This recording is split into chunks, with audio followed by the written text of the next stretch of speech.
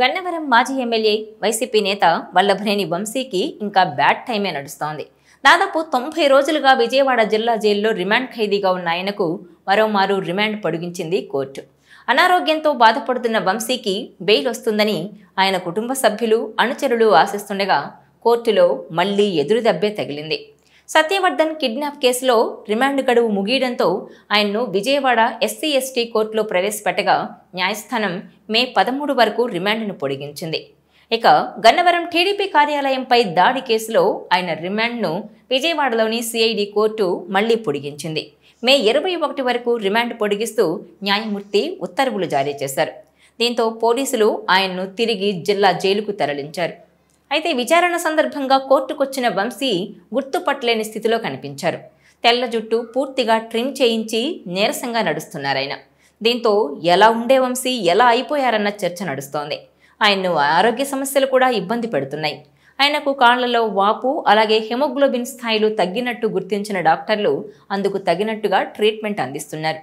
ఇక వల్లభనేని వంశీ ఫిబ్రవరి 13న అరెస్ట్ అయ్యారు. అప్పటి నుంచి జ్యుడిషియల్ రిమాండ్ మీద విజయవాడ జైల్లోనే ఉంటున్నారు. అప్పటి నుంచి ఆయన బెయిల్ కోసం ఎన్నిసార్లు పిటిషన్ వేస్తున్నా న్యాయస్థానాలు తిరస్కరిస్తూనే ఉన్నాయి. అంటే ముచ్చటగా 3 నెలలు జైల్లో పూర్తి చేసుకోబోతున్నారు వంశీ ప్రాతినిధ్యం వహించిన గన్నవరం నియోజకవర్గంలో టీడీపీ కార్యాలయంపై దాడి జరిగింది. ఆ సమయంలో సత్యవర్ధన్ అనే టీడీపీ కార్యకర్త పోలీసులకు ఫిర్యాదు చేశారు. ఈ కేసులో వంశీ 72వ నిందితుడిగా ఉన్నారు. కానీ ఆ తర్వాత చోటు చేసుకున్న పరిణామాలే ఇప్పుడు ఆయన మెడకు చుట్టుకున్నాయి. సత్యవర్ధన్ను బెదిరించి, భయపెట్టి, కిడ్నాప్ చేసి కేసును వెనక్కు తీసుకునేలా చేశారన్న ఆరోపణలున్నాయి.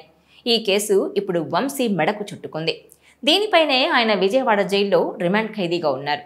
అయితే తనకు బెయిల్ ఇవ్వాలని ఆయన పలుమార్లు పిటిషన్ వేసినా కోర్టు కొట్టేసింది. పైగా బలమైన ఆధారాలున్నాయని సత్యవర్ధన్ను మరింత భయపెట్టే అవకాశం ఉందని పేర్కొంది. కాబట్టి వంశీకి బెయిల్ ఇవ్వలేమని స్పష్టం చేసింది.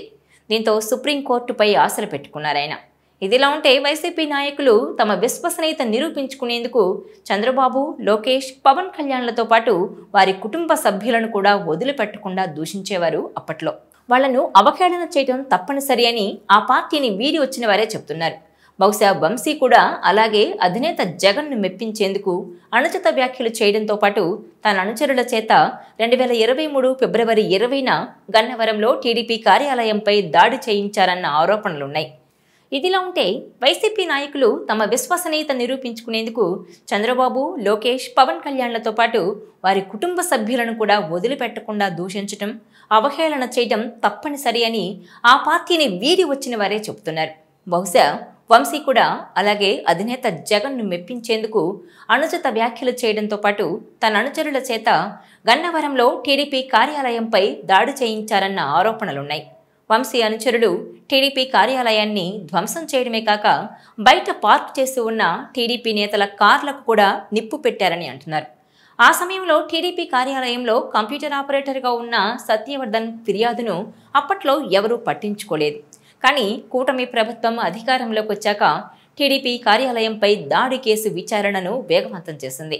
అయితే ఆ కేసు నుంచి బయటపడేందుకు వల్లభనేని వంశీ అనుచరులతో కలిసి సత్యవర్ధన్ను కిడ్నాప్ చేసి బెదిరించారంటూ మరో కేసు నమోదైంది. ఈ కేసులోనే వల్లభనేని వంశీ ఇప్పుడు జైలు పాలయ్యారు.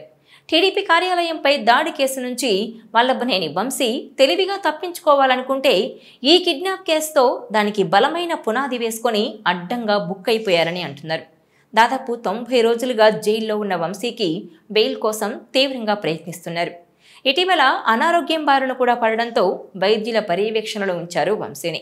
దీంతో అనారోగ్య సమస్యను కోర్టు దృష్టికి తీసుకెళ్లి మధ్యంతర బెయిల్ అయినా తెచ్చుకోవాలని భావిస్తున్నారు కుటుంబ సభ్యులు. అయితే ప్రాసిక్యూషన్ పకడ్బందీగా వాదనలు వినిపిస్తుండడం వల్ల వంశీకి ఇబ్బందులు తప్పడం లేదని అంటున్నారు.